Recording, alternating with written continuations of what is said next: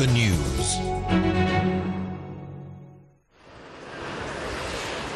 Protests continue against Greece's austerity measures, and the country's financial crisis continues to have a domino effect on world markets.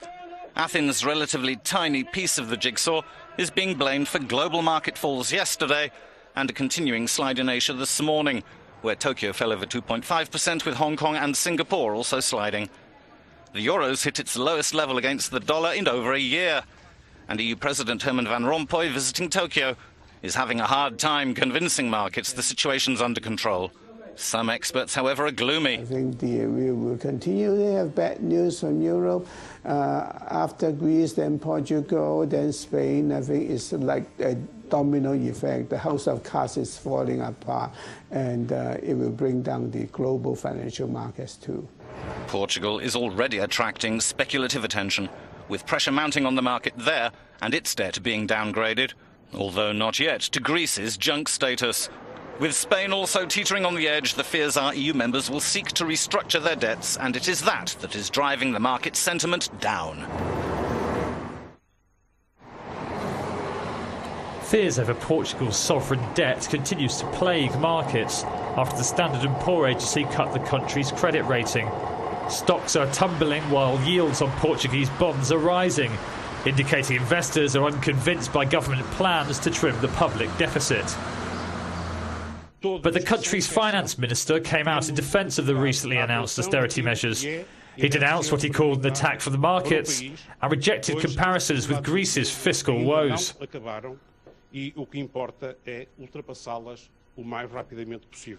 Portugal plans to freeze public sector pay and privatise state-owned companies in a bid to fix its finances. The crisis is the result of the wrong policies and decisions taken at European and worldwide level. There is little the Portuguese government can do, but we'll see if things get better. Portugal's public deficit hit a record 9.4% of GDP last year, with a sovereign debt of 126 billion euros.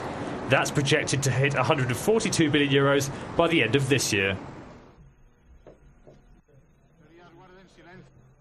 Spanish Prime Minister José Luis Rodríguez Zapatero believes his country's economy will soon start to recover, despite new figures that show unemployment has risen above 20%.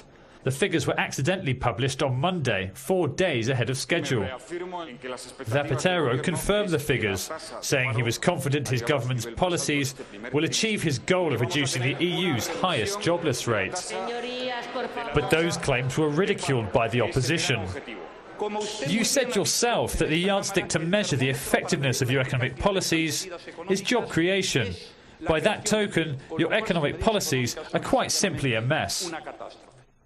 Unemployment in Spain has risen sharply over the past 4 years, after the economy proved exposed to the recent collapse of a credit-fueled property boom. That triggered a downturn in the country's labour-intensive construction industry.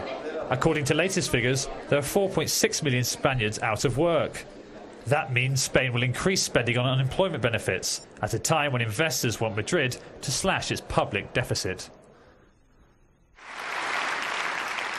The Conservatives' would-be finance minister George Osborne has received a rebuff from a group of leading British bankers today, with the news they prefer Labour's current Chancellor Alistair Darling.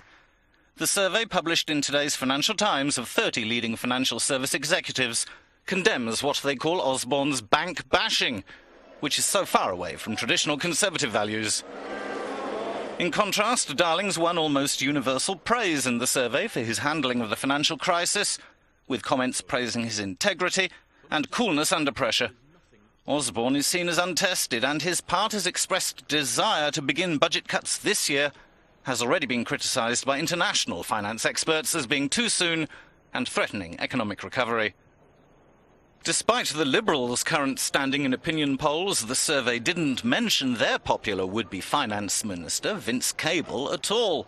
The City of London's also making its voice heard on a more general level, insisting it's time all the three big parties come clean about their economic plans should they win on May the 6th. Thailand's red shirt protesters have clashed with security forces on the outskirts of Bangkok. A convoy of several hundred people left their fortified camp in the centre of the Thai capital in an act of blatant defiance of emergency laws that restrict their movements.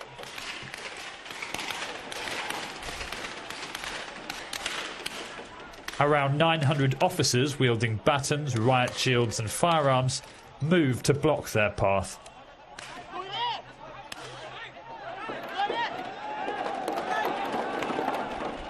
Some of the red shirts who want the government to resign retaliated by hurling stones or firing back.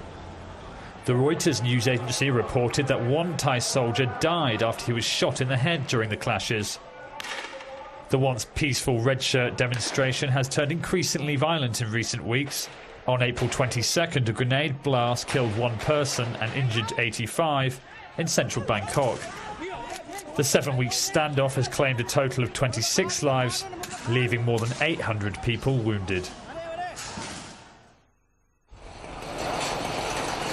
Another police station has been hit by a suicide bombing in Pakistan, the latest attack in a wave of strikes since the army began an offensive in the northwest of the country against Taliban militants. 5 police officers were killed and 11 other people were injured in Tiabala, a suburb of Peshawar, when the suicide bomber drove a car packed with explosives into a roadside checkpoint. A nearby mosque was also damaged and a woman and a local imam were among the injured. Since 2007, when the Taliban and Al-Qaeda declared a jihad against the government in Islamabad for supporting the USA's war on terror, there have been over 300 similar attacks, claiming over 3,300 lives. China has executed Zheng Misheng, a former community doctor who stabbed 8 schoolchildren to death last month. He was executed by firing a squad in Nanping after China's top court rejected his appeal against the death sentence handed down on April the 8th.